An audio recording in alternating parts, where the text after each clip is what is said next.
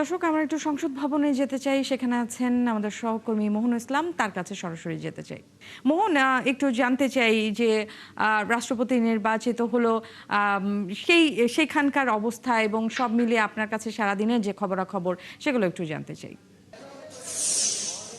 নির্বাচনের পর আসলে ফলাফল ঘোষণা করা হলো এবং ফলাফলে আপনি জানেন যে মির্জা ফখরুল ইসলাম আলমগীরকে বেসরকারিভাবে বিজয়ী ঘোষণা করা হয়েছে। ফলে এখানে আসলে একটি আনন্দ ঘন পরিবেশ। যারা বিএনপির নেতাকর্মীরা রয়েছেন, বিশেষ করে সংসদ সদস্য এবং সরকারের মন্ত্রীরা, তারা বিভিন্ন প্রতিক্রিয়া আমাদেরকে দিচ্ছিলেন। তাদের যে আবেগের কথাগুলো, তাদের কষ্টের কথাগুলো, তাদের লড়াই সংগ্রামের কথা, যে দিনগুলো মির্জা ফখরুল ইসলাম আলমগীর তাদেরকে আগলে রেখেছিলেন, তাদেরকে পথ দেখিয়েছিলেন, তাদের সাথে একসাথে মাঠের রাজনীতি করেছেন, আন্দোলন সংগ্রাম করেছিলেন, সেই কথাগুলো তারা আজকে স্মরণ করছিলেন। পুরো বিষয়টা আমরা জানবো। এবং আজকে একটা বিষয় বলে রাখি, এই রাষ্ট্রপতি নির্বাচনের মাধ্যমে কিন্তু নতুনভাবে অনেক কিছু আলোচনা এসেছে। বিশেষ করে বিএনপির সামনে রাজনীতির ধারা কী হবে, দলের মহাসচিব পদে কে যাবেন, এলজিইডি মিনিস্ট্রিতে কে যাবেন, ফলে এবং ঠাকুরগাঁও এক আসনে কে বা উপনির্বাচনে মনোনয়ন পাবেন। যদিও অনেক আর্লি, বাট এটা আসলে আলোচনার বিষয়। এই সমগ্র বিষয় নিয়ে আমরা একটু আলোচনা করব। আমাদের সঙ্গে যুক্ত হবেন আমাদের সহকর্মী মোহাম্মদ হুসাইন, তিনি বিএনপি বিট এবং প্রধানমন্ত্রী বিটের সাংবাদিক। মোহাম্মদ হুসাইন, আপনাকে ধন্যবাদ। একটু জানতে চাই আপনার থেকে যে এই যে আজকে নির্বাচন হলো, নির্বাচনটা কেমন দেখলেন এবং নির্বাচনের পরে আসলে বিএনপির রাজনীতি কোন দিকে যাবে? মোহন, সরাসরি সংসদ সদস্যদের সরাসরি ভোটে যখন নির্বাচন হয়েছে, ফলে এই নির্বাচন একেবারেই স্বচ্ছ। এখানে কোনো ধরনের কারচুপির প্রশ্নই আসে না।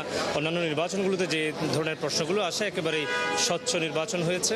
সেই জায়গা থেকে একটি এবং একজন গ্রহণযোগ্য ব্যক্তি বলতে হয় যে জাতীয়তাবাদী দলের দীর্ঘ 1.5 দশকের বেশি সময় ধরে মহাসচিবের দায়িত্ব পালন করেছেন মির্জা ফখরুল ইসলাম আলমগীর, এবং স্বচ্ছ রাজনীতিবিদ।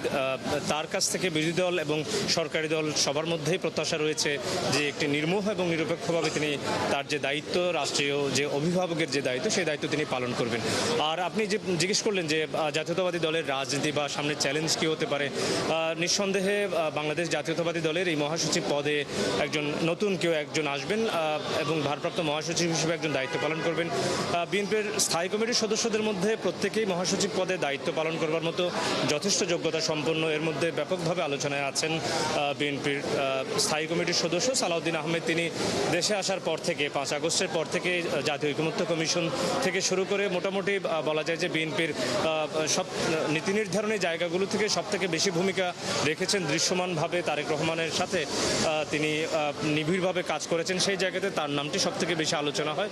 হয়তো সামনে স্থায়ী কমিটির যে মিটিং হয়, সে সভা হয় স্থায়ী কমিটির, সেই সভা থেকে হয়তো একটি নাম ঘোষণা আসতে পারে। তবে এখনও পর্যন্ত জাতীয়তাবাদী দল যেহেতু প্রত্যেকেই যোগ্য, সেই জায়গা থেকে এখনও পর্যন্ত ঠিক কাকে দায়িত্ব দেবে এই মহাসচিবের পদে, সেটি শেষ পর্যন্ত অপেক্ষা করতে হবে। এটা খুবই আর্লি, বাট তার উনি যে মিনিস্ট্রিতে ছিলেন সেটা খুবই গুরুত্বপূর্ণ মন্ত্রণালয়, এবং বলা হয় যিনি দলের সাধারণ সম্পাদক পদে থাকেন তারাই মূলত এই মন্ত্রণালয়ে দায়িত্ব পালন করে। এবং উপনির্বাচনের হয়তো সামনে একটা ঘোষণা আসবে নির্বাচন কমিশন থেকে, সেইখানে আসলে ভাবা হচ্ছে ওনার মেয়ে আছেন রাষ্ট্রপতির এবং তার ভাই আছেন জেলা সভাপতি, সব মিলিয়ে সামনে মির্জা ফখরুল ইসলামের অনুপস্থিতিতে রাজনীতিটা কোন দিকে আসলে যাবে?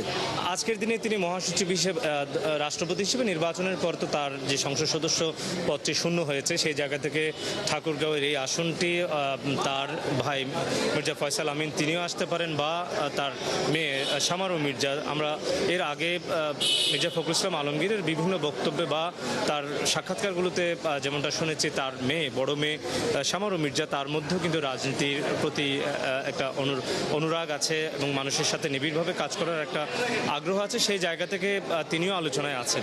শামারু মির্জা এবং মির্জা ফয়সাল আমিন দুজনে আলোচনায় আছেন। বলে আমরা সিনিয়র নেতৃত্ব যারা রয়েছেন, বিশেষ করে আমির খসরু মাহমুদ চৌধুরী, সালাউদ্দিন আহমদ, তাদের মতো যারা নেতা রয়েছেন, তাদের সাথে কথা বলছিলাম। তারা বলছিলেন এই মহাসচিব পদের যিনি এখন রাষ্ট্রপতি হলেন, তার শূন্যতা আসলে একটা থেকেই যাবে এবং দীর্ঘ বছর 11 সাল থেকে 26 তিনি মহাসচিব হিসেবে দায়িত্ব পালন করছেন। এই যে একটা দীর্ঘদিন একটা দলের নেতৃত্ব দিয়ে আসছেন, ফলে আজকের দিনটার পর আসলে বিএনপিতে নতুনভাবে যদিও সরকারে আছেন, তারপর সাংগঠনিকভাবে নতুন কিছু আসবে কিনা বা সেটা একটা শূন্যতা থেকে যাবে কিনা? নিঃসন্দেহে মির্জা ফখরুল ইসলাম আলমগীর তিনি 1.5 দশকের বেশি সময় ধরে মহাসচিবের দায়িত্ব পালন করে আসছেন। সেই জায়গা থেকে দলের সবথেকে দুঃসহ সময় এবং অন্ধকার সময় বলা যায়, গুম খুন খুন, নির্যাতন, নিপীড়ন জাতীয়তাবাদী দলের উপর দিয়ে ফেসিবাদী সরকারের এটি নিত্য নৈমিত্তিক ব্যাপার হয়ে দাঁড়িয়েছে। সেই জায়গা থেকে আন্দোলন সংগ্রামের দলকে সংঘবদ্ধ করা এবং বারবার কারাগার যাওয়া, কারাগার থেকে বের হওয়া, দলকে চাঙ্গা রাখা।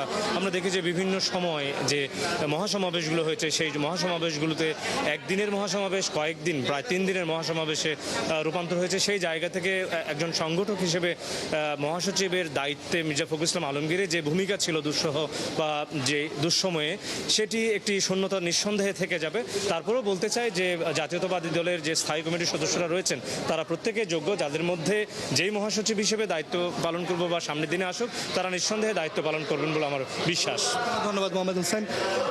আমাদের সহকর্মীও বলছিলেন এবং আমরাও দেখছিলাম, যদিও আজকে রাষ্ট্রপতি নির্বাচনে মির্জা ফখরুল ইসলাম আলমগীর নির্বাচিত হয়েছেন, তিনি আগামীকাল আজকে গেজেট প্রকাশের পর আগামীকাল শপথ নেবেন। তারপরে কিন্তু যে রাজনৈতিক যে একটি বিএনপির মহাসচিব কে হবেন, এলজেডি মন্ত্রণালয়ে কে যাবে, ঠাকুরগাঁও এক আসনে কে উপনির্বাচনে অংশ নেবেন, এই বিষয়গুলো নিয়ে আলোচনা আছে।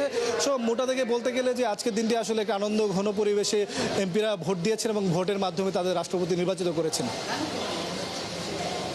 মোহন, আপনাকে ধন্যবাদ এবং একই সাথে হোসাইন, আপনাকেও ধন্যবাদ। দর্শক, আমাদের সহকর্মীরা জানাচ্ছিল সংসদ ভবনের বাইরে থেকে রাষ্ট্রপতি নির্বাচনের পরে, নির্বাচিত হওয়ার পরে যে আনন্দঘন মুহূর্ত, সেই মুহূর্তের কথা তিনি যেমন জানাচ্ছিলেন এবং একই সাথে সংসদ সদস্যরা কেমন প্রতিক্রিয়া জানিয়েছেন সেটাও তিনি আমাদেরকে জানাচ্ছিলেন।